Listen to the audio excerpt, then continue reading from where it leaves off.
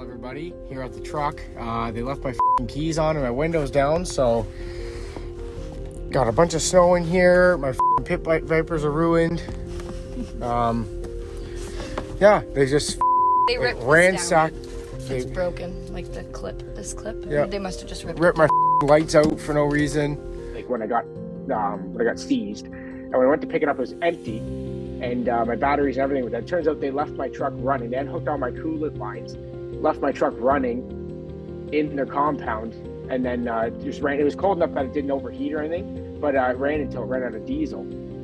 So I ended up having to get new batteries. It was a disaster trying to get my truck back. I figured we'd be there maybe a week, and then it'd be nice convoys home, and everything would be better. I ended up getting rid of it because of it. Because I tried going back to work afterwards, and it was never the same. There was just constant problems with the truck.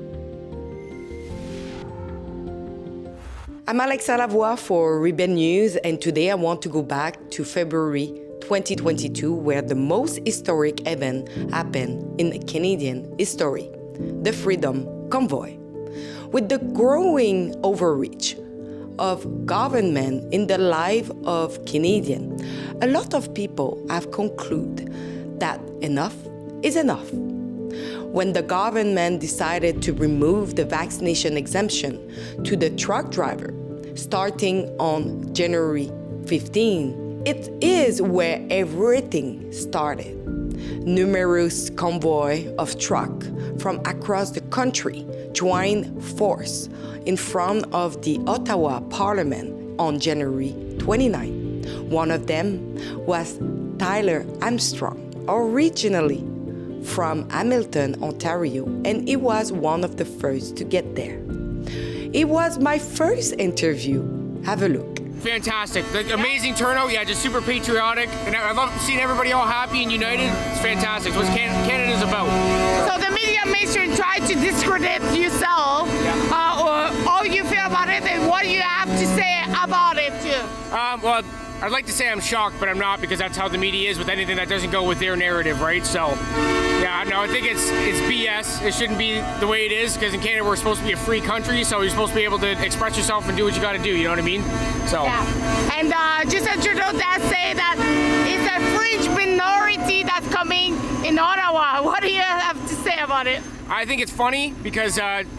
Clearly here today, it's not a fringe minority, and the amount of trucks that are coming tomorrow from out west and out east, we're not the minority like they've been saying for the last 2 years, so. Tyler was parked right beside Parliament Hill, which drew a lot of media attention towards him, appearing on Fox News several times. Justin Trudeau, instead of trying to talk to his people, used the Emergencies Act on peaceful citizens to end the protests.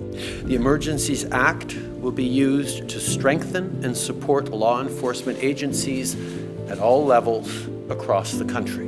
On February 18 and 19, the police broke up in the demonstration, and that's when we saw 2 days of police on the use of power. On the last day, I ran into Tyler and asked him some questions. So we're just sitting in the truck. The line of cops came up, and I told her just go out peacefully, like open the door for them, so that she did, and then they pulled her out. And then I was saying, okay, what do I do?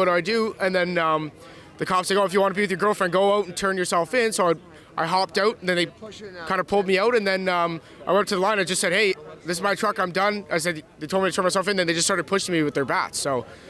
So they didn't try to talk to you, No. They used violence right away? Yes, they just started, that was it, just started pushing me. And then up ahead there by the crane, I got two-handed with a baton by a cop when they were moving forward. And you are here since the beginning, and you wanted to hold the line until the end. Why it was important for you? For freedom, right, to prevent this from happening. This isn't Canada, right? We don't have this here. It's unbelievable, I can't believe it. Today, Tyler Armstrong has changed his whole life, and he is giving us an update on what happened to him afterwards. In Ottawa, there is a public order emergency commission that is happening on the invocation of the Emergencies Act. So you don't want to miss anything of what was happening during this commission. We are at Ribbon News covering since day one, and we will be there until the last day. If you want to rewatch and chip in for helping our coverage, you can do so at truckercommission.com. Thank you. Right now, everything's great. I got a new job. I got rid of the truck and everything, so a lot happier. But immediately after the convoy, it wasn't so great. I was like kind of down in the dumps sort of things. It kind of ended pretty horribly, right? It was pretty crazy experience. I don't think I'll ever experience anything like that again in my life. It was that was something else. Just the amount of people there, the amount of love, you know what I mean? Right from day one, it was pretty insane. Well, the media was saying that we were like their usual thing, right? That we're violent, we're racist, and all that. But there was none of that at all. None of it at all. It was all just love and happiness, and there was no violence until the police showed up. The last couple of days there, so it was pretty terrifying actually. Like they down the hill from where I was, I think it was like Rideau Street or whatever.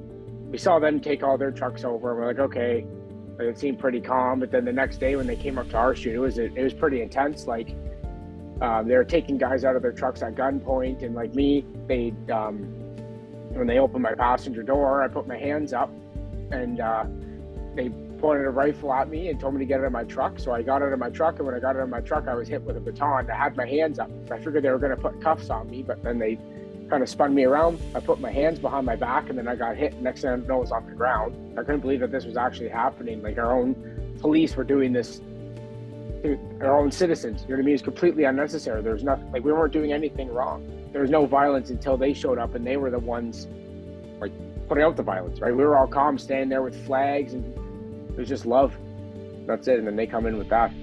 So basically all the trucks were towed to this compound, like just outside the city. So we had to go there and pay a bunch of fees to get our trucks back. And then when I saw my truck, they wrecked it. Like they went through, they dumped all my garbage all over everything. They left my windows down. It was wintertime. It was minus 30. So there was snow all inside my cab. They wrecked a bunch of stuff inside the inside my cab. And I found out from speaking to actually one of the officers there when I was getting my truck, because my truck wouldn't start. Right, it had half a tank of diesel when I got seized. And when I went to pick it up, it was empty, and my batteries and everything were dead. Turns out they left my truck running. They had hooked all my coolant lines, left my truck running in their compound, and then just ran. It was cold enough that it didn't overheat or anything, but it ran until it ran out of diesel. So I ended up having to get new batteries. It was a disaster trying to get my truck back. I ended up getting rid of it because of it, because I tried going back to work afterwards, and it was never the same. There was just constant problems with the truck because of all that. So I ended up having to cut my losses, and because being at the convoy, so everybody lost their jobs and everything. I've been out of work for a while before that, and then I was a one-man show with my business. So it kind of put me, already being off, put me in a weird financial spot. And sitting there for a while didn't help that. And then with the mountain of repairs after that, I kind of had a decision to make, right? Do I keep trying to ride it out or just get rid of the truck? With everything that happened, I kind of lost my love for trucking. So I was like, you know what, I'm gonna get out and just try something different. I'm happy that I went up there and did what I did, but I think everything happens for a reason, right? So now I'm proud that I went up there and did what I did. I'm happy. And if I had to, I would go back and do it again. For all the time leading up to it, I'm like, oh, I wish there was something I could do. I wish there was something I could do. Like, this is not right what the government's doing. And then I heard about the convoy, and at first I was like, I don't know. And then just one day I was like, you know what? I can't keep sitting here and complaining about nothing being done. You know what I mean? So I said, you know what? I'm going to go do something about it. I'm going to head up there. I had no job or nothing to lose anyway. So I was like, I'll go up. Whatever happens, happens. Yeah, well, I definitely wish it ended differently than it did, right? I don't think that's not what any of us were hoping for. I figured we'd be there maybe a week, and then it'd be nice convoys home and everything would be better. I thought, one, he would come out and at least speak to us. But after that, I figured there would be something done. You know what I mean? Like, if you have a convoy 2.0, are you going to join? I think I would if I agreed with what they were doing. Because right now, on most weekends, there's little convoys going on all the time, and I don't really agree with that, right? But if it's a big thing, if the government starts doing what they were doing, then yeah, 100% I would go back. I never expected that ever in my life to be on TV or anything like that. But yeah, it was kind of cool. It was stressful, but it was pretty cool. Kind of near the end when everything was, you could tell it's starting to go downhill a little bit, like with the police and the government and all that. I was kind of like, do I leave or stay, right? But then I kind of snapped out of that because I said to myself, I promised way too many people in my window that I was staying till the very end. So I'm not leaving. I'm a man of my word. So right now there is inquiry for a commission about the Emergencies Act. Do you think that something good will go out of this? I don't think it'll do what people are hoping it'll do, but I do think it's going to expose like just how much the Liberals and like Trudeau have been lying, you know what I mean? Everything, like, and how incompetent they are. So my other dream, well, right out of high school was I want to be a mechanic. So I was like, I'm going to try that. And that's what I'm doing now. So I'm a diesel mechanic, apprentice diesel mechanic. So yeah, I get to work on trucks and heavy equipment. So that's fun. Thank you for all the people that were there supporting us and the people that were supporting us from home. Thank you very much. Like that was quite an experience. And I do believe like it took a little bit because right after we all went home, nothing really changed. But now look at how we are now, right? So we definitely accomplished the majority of what we set out to do. And it's all because of the support, right? So today, in Ottawa, there is a public order emergency commission that is happening on the invocation of the Emergencies Act. So you don't want to miss anything of what was happening during this commission. We are at Ribbon News covering since day one, and we will be there until the last day. That will be on Friday with the testimony of Justin Trudeau. If you want to rewatch and chip in for helping our coverage, you can do so at truckercommission.com. Thank you.